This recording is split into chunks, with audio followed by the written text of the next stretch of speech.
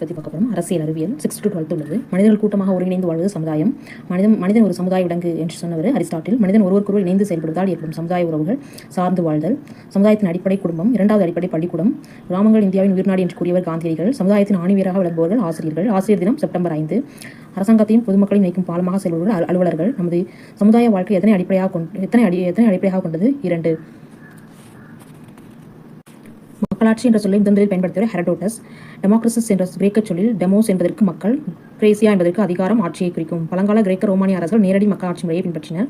ஜனநாயகம் என்பது மக்களால் மக்களுக்காக மக்களை ஆட்சி செய்வது என்று கூறியவர் அமெரிக்க முன்னாள் ஜனாதிபதி ஆபிரகாம் லிங்கன். ஜனநாயகம் என்பது ஒரு அரசாங்க முறையாகும், இதில் அனைத்து மக்களும் பங்கு பெறுகின்றனர் என கூறியவர் பேராசிரியர் சீலே.